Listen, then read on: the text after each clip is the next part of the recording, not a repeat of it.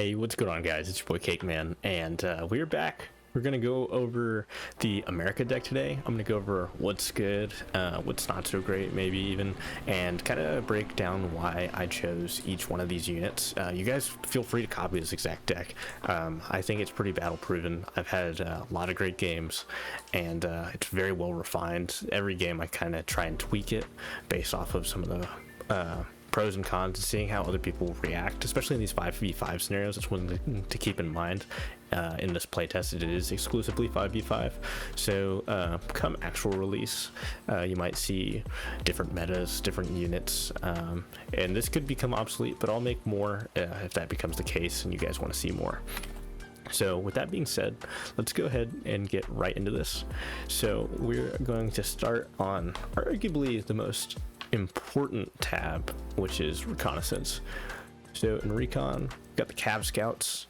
Honestly, Cav Scouts are not the greatest in my opinion. They do have the Javelin, which I think hits, it does not hit top down. Does not hit top down.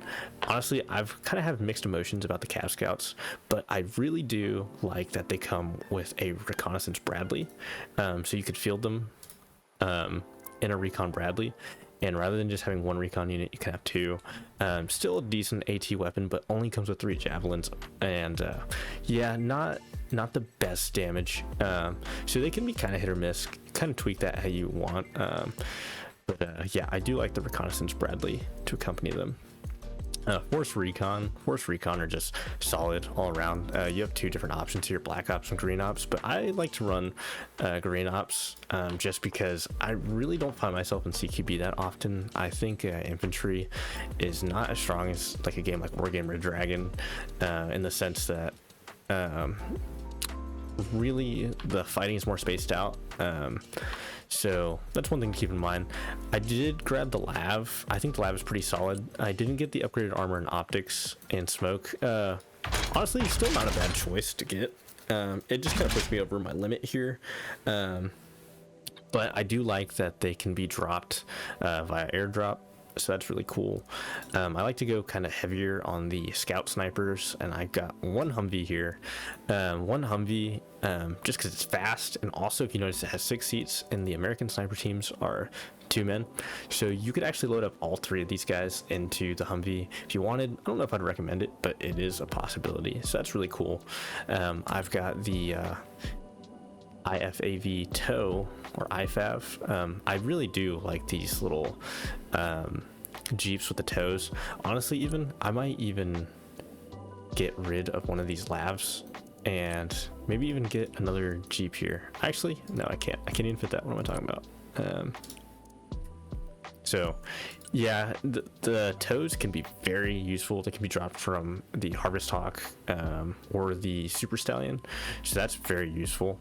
And then I've got the M7A4 B Fist, basically like a beefy reconnaissance Bradley. I've got all the upgrades on it. You really don't want to sleep on like reverse speed and forward speed. I think that's one of the most strong attributes in an RTS.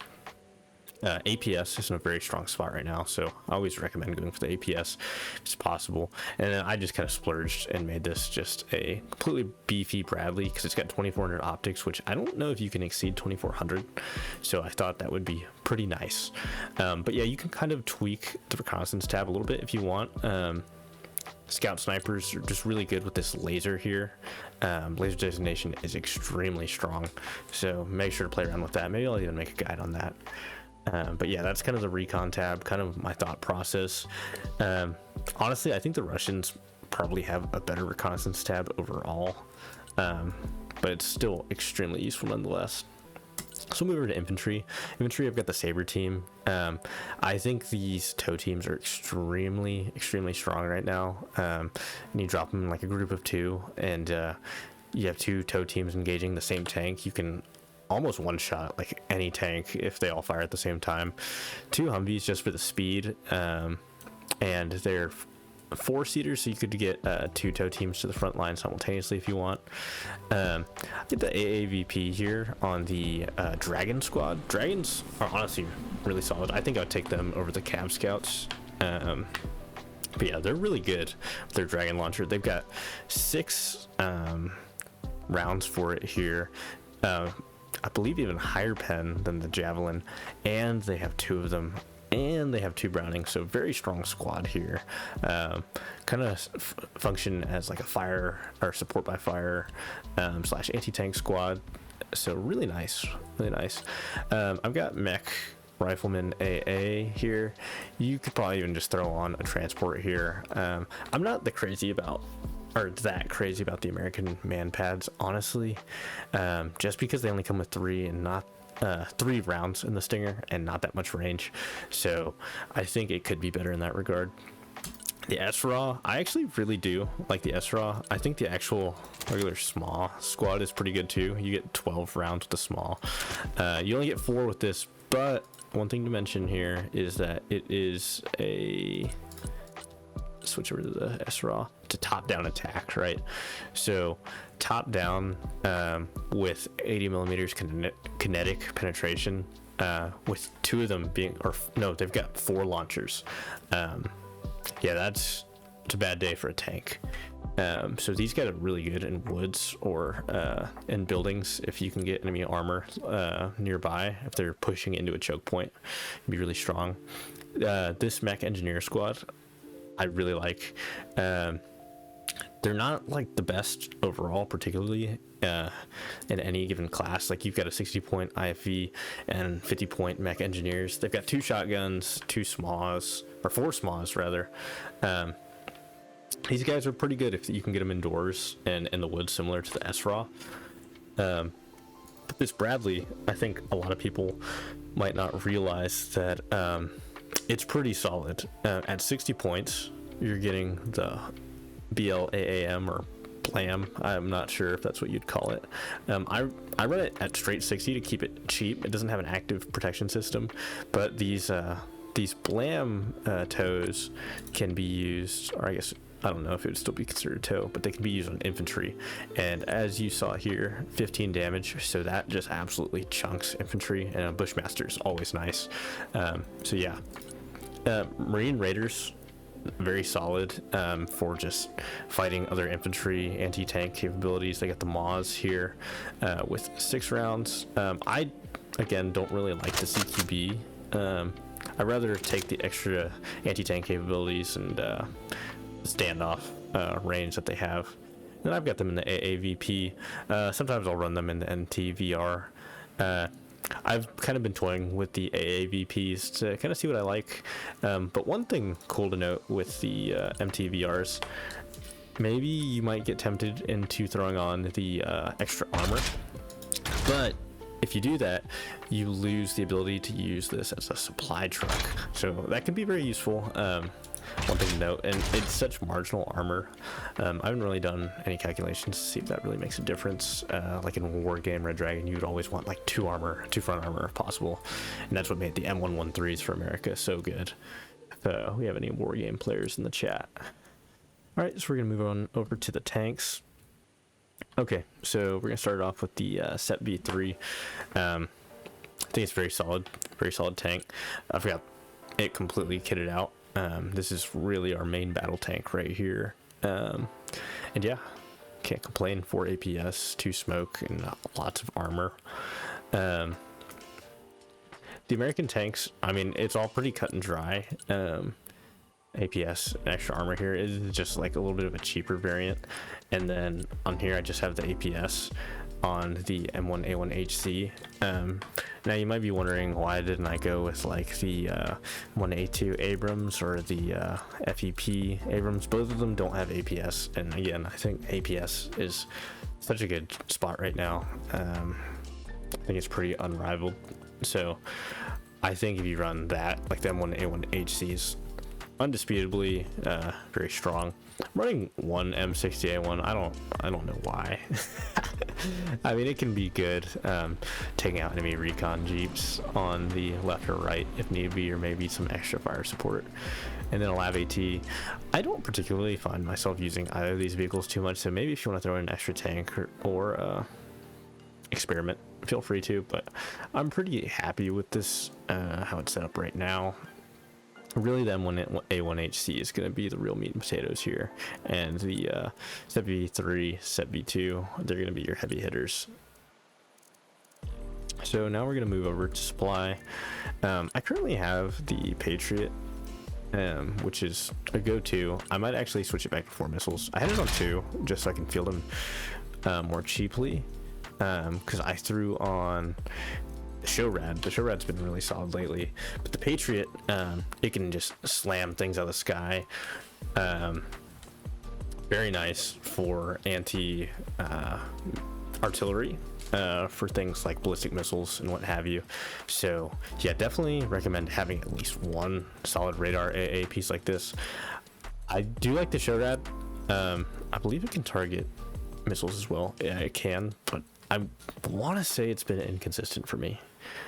So one thing to keep in mind there is the range. But yeah, at 4,000 meters, for those of you guys that don't know, when you turn on your radar, it essentially doubles the effective range towards high flying targets and things like ballistic missiles. So that would give it like an 8,000 meter range, or I'm almost positive that's the case.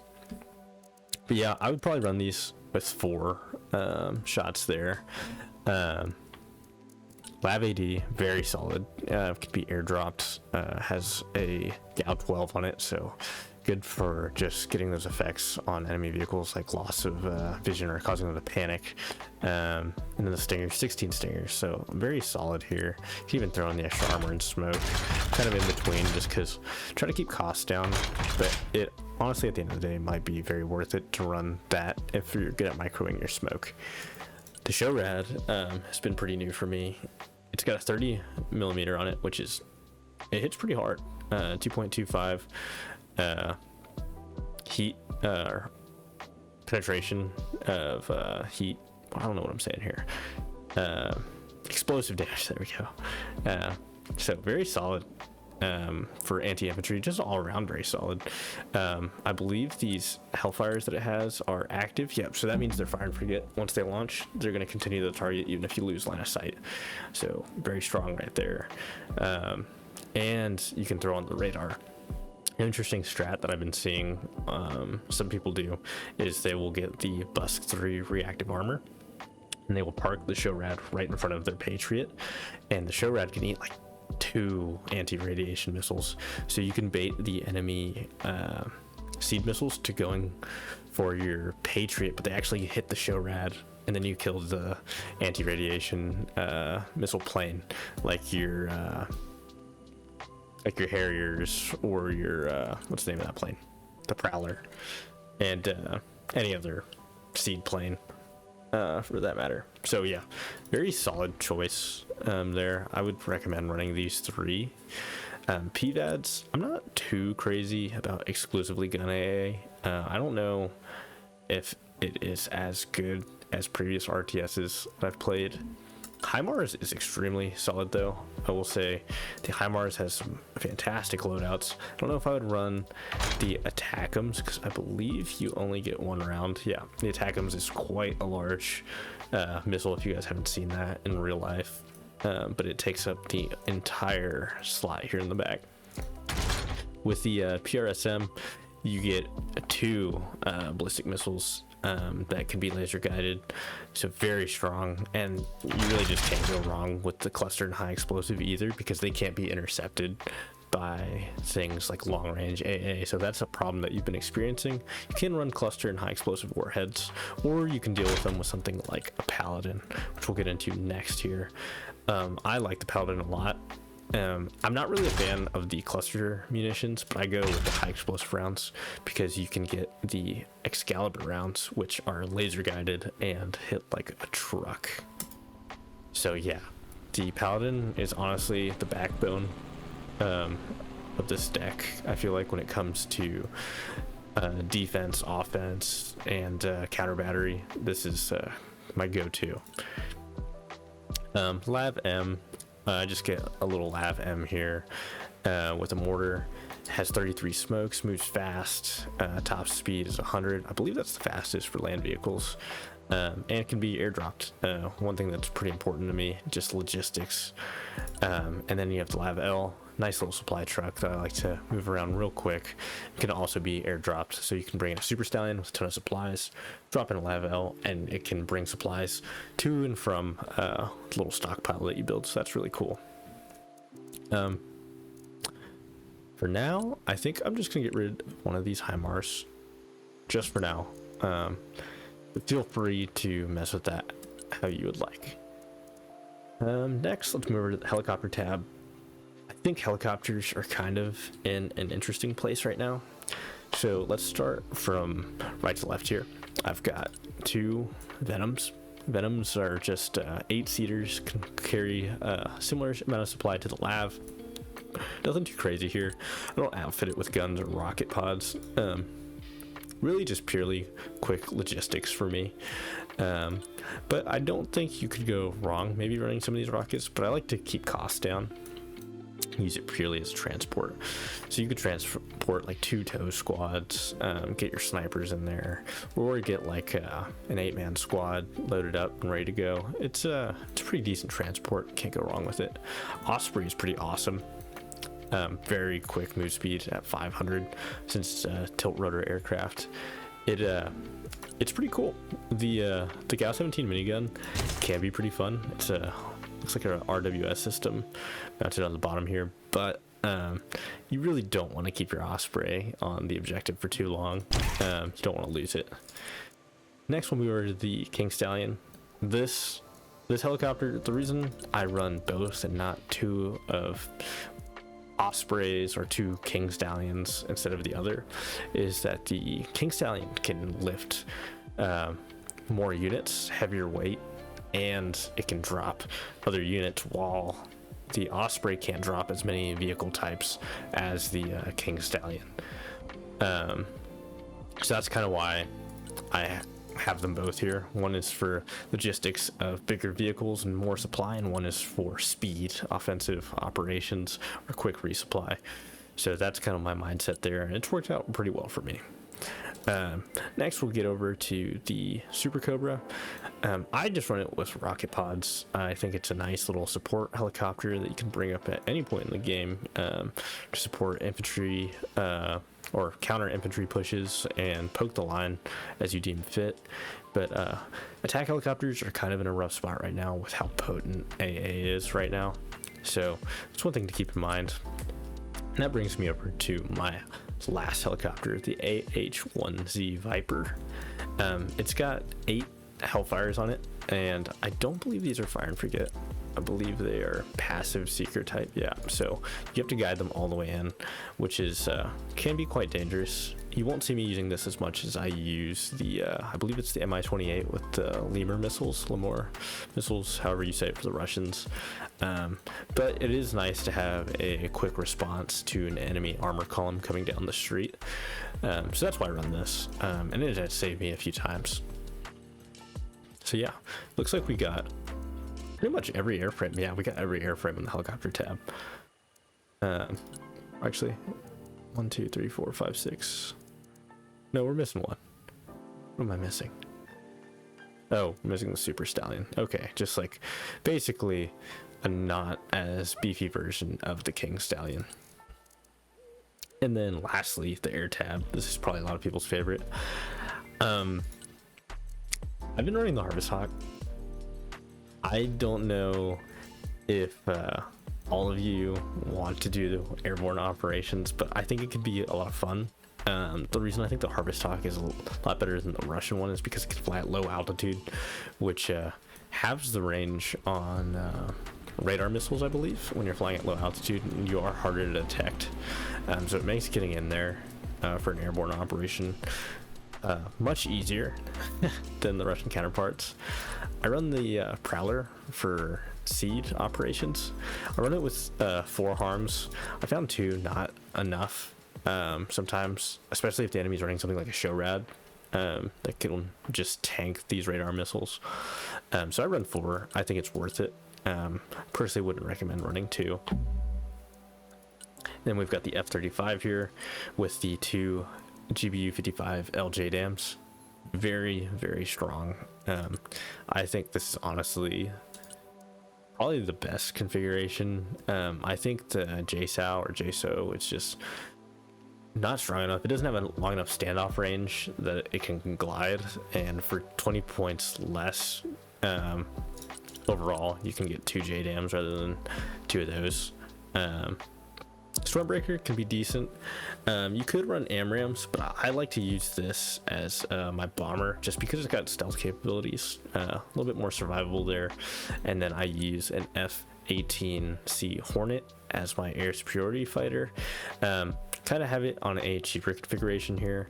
You see I've got 2 AMRAAMs. You can run the Sparrows, but the Sparrows are semi-active missiles, so they do have to be guided in. And I believe they have a slightly shorter range, 1,000 meters less on the range than the AMRAAM. So I just pay the premium 10 extra points for 2 extra AMRAAMs, and yeah, I like them a lot. Sidewinders, very strong. Those come stock, and if you ever did want to change this configuration around, you could run 2 more sidewinders or whatever missile you're choosing there, and really beef it up. But I like to try to keep costs down, like I said. But like, you could theoretically just get rid of this KC-130J and you'd be just fine running maybe even like a second ASF, or customizing your existing F-18 here. Lots of possibilities, but I think this overall is a very solid deck for 5v5 and the current state of the game. So yeah, let me know what you guys think about that, and yeah, I hope you guys enjoyed this video.